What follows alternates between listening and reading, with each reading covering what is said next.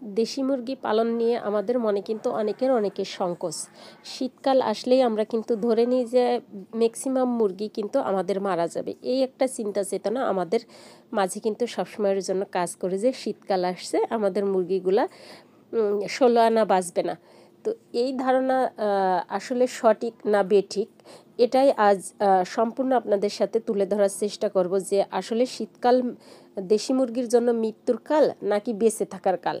এই ভিডিওটা পুরোটা দেখলে পরে বুঝতে পারবেন যে আসলে মুরগির জন্য কি এটা। আসসালামু আলাইকুম, কেমন আছেন সবাই? আশা করি আল্লাহ তাআলার অশেষ রহমতে সবাই ভালো আছেন, সুস্থ আছেন। কাছে দূরে, দেশ বা দেশের বাইরে যে যেখানে বসে প্রতিনিয়ত ইউটিউব চ্যানেল ও ফেসবুক পেজের ভিডিওগুলো দেখে থাকেন তাদের সবাইকে জানাই আন্তরিক শুভেচ্ছা, এবং যারা নতুন তাদের জন্য রইল অভিনন্দন। তো শীতকালে যে মুরগি বাঁচবে না, এটা আমরা ম্যাক্সিমাম প্রান্তিক খামারি বা যারা শখের বসে বাড়িতে 2-5টা পালন করি, আমরা ম্যাক্সিমাম মা বোনেরাই ধরে নিই যে আমাদের মুরগিগুলা শীত আসছে, বাঁচানোটা কষ্ট হয়ে যাবে। তো এই ধারণাটা আমাদের আসলে আমাদের পরিচর্যার কারণের জন্যই এই ধারণাটা আমাদের ভিতরে। হয়তোবা অনেকে বলতে পারেন যে না, এখন এইভাবে মুরগি কেন পালন করব, এতদিন পালন করে আসছি, মুরগি তো বেঁচে ছিল, ভালো ছিল, এখন কেন করতে হবে। আসলে সবথেকে বড় কথা হচ্ছে যে আপনার গরমে, অতিরিক্ত গরমে কিন্তু মুরগির খুব বেশি যত্নের প্রয়োজন হয় না, অর্থাৎ ডে বাই ডে যে ভ্যাকসিনগুলো করানো হয় এই ভ্যাকসিনগুলোর কিন্তু প্রয়োজন হয় না, কিন্তু শীতে মুরগির কিন্তু ভ্যাকসিন করানোর কিন্তু খুবই প্রয়োজন। গরমে না করালেও চলে, নিয়ম মেনে একটু মেডিসিন দিলেই যথেষ্ট, কিন্তু শীতে কিন্তু আপনাকে ভ্যাকসিনটা দেওয়ার জন্য সবসময়ের জন্য চেষ্টা করবেন যত দূর সম্ভব। তো এই শীতে আপনারা মুরগিকে, যাদের দেশি মুরগি 1 মাসের ঊর্ধ্বে বয়স, অর্থাৎ 1 মাসের ঊর্ধ্বে যাদের বয়স, সেসব মুরগিকে আরডিবি ভ্যাকসিনটা করানোর চেষ্টা করবেন। আর যে মুরগিগুলো 1 মাসের নিচেই, অর্থাৎ 0 থেকে 30 দিন, এই মুরগিগুলাকে আপনারা বিসিআরডিবি ভ্যাকসিনটা করাবেন। আর যাদের মুরগির বয়স দেখা যাচ্ছে যে 1 মাস হয়ে গেছে, তারা এই আরডিবির ভ্যাকসিনটা করাবেন। তো আজকে কিন্তু মুরগির আরডিবি ভ্যাকসিনটা করানোই আমরা দেখাবো।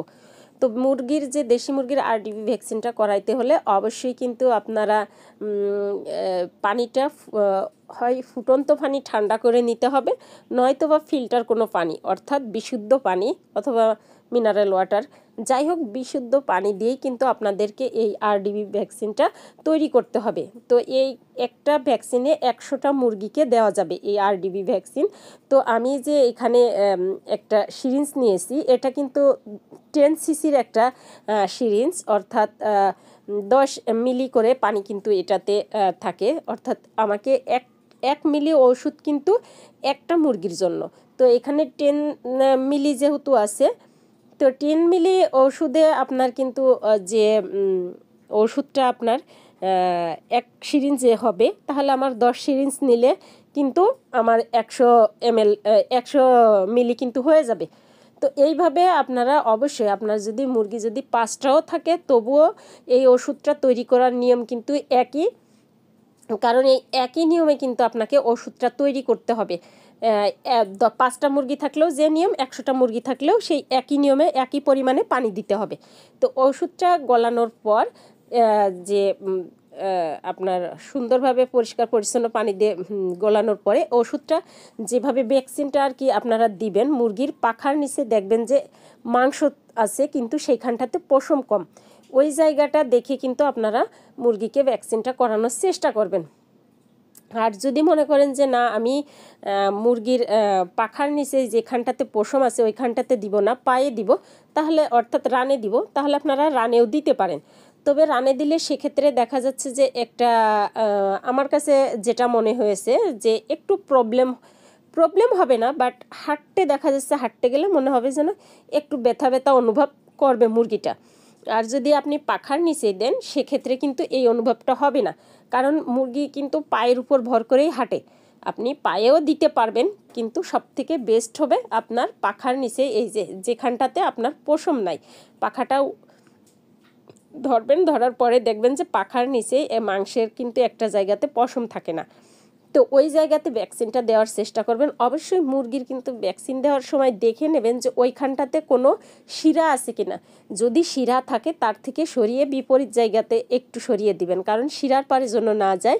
এবং দেওয়ার সময় আরও একটা জিনিস লক্ষ্য রাখবেন, সেটা হচ্ছে যে অনেকেই আছেন যে হয়তো বা মানে এই ভুলটা করতে পারেন, যে পাখার নিচে মাংসে দিতে গিয়ে দেখা যাচ্ছে যে আপনারা পাখার নিচে যে মাংসটা অর্থাৎ আড়াআড়ি না ধরে সোজাভাবে ধরছেন, অর্থাৎ যেদিকে মুরগির খাদ্যনালীটা আছে। এই যে একটা শিরার কথা, এর মাঝে একটা কথা বলি, একটা শিরার কথা বলছিলাম যে শিরাতে দেওয়া যাবে না। এই যে মুরগিটার কিন্তু শিরাটা কিন্তু এইখানে বোঝা যাচ্ছে, এই শিরাতে দেওয়া যাবে না, শিরার থেকে একটু সাইডে সরিয়ে দিতে হবে। শিরার মধ্যে কিন্তু ভ্যাকসিনটা আমার মধ্যে না করাই ভালো, মাংসের মধ্যে করাই সব থেকে বেটার। তো যখন মাংসের মধ্যে এইভাবে করাবেন তখন কিন্তু মুরগির যে ভ্যাকসিনটা সেটা কিন্তু সোজাসুজিভাবে কখনোই ধরবেন না, কারণ খাদ্যনালীর দিকে যদি আপনার এই সুচটা যদি চলে যায় তাহলে সেই মুরগিটা কিন্তু সুস্থতার জন্য যে আমরা ভ্যাকসিন করি সেটার থেকে কিন্তু অসুস্থতায় বেশি হয়ে পড়বে। তো এই কারণের জন্য কিন্তু ভ্যাকসিন করার সময় অবশ্যই লক্ষ্য রাখবেন পাখার নিচে যে মাংসটা নাই ওইখানটাতে দিতে, তবে খাদ্যনালীর ওই দিকে না, মুরগিটা সোজা নয় আর দিক থেকে দিতে চেষ্টা করবেন। আর এটা যেন হাড়ে না লাগে, এটাও কিন্তু আপনাদের লক্ষ্য রাখতে হবে যে যেন হাড়ে না লাগে।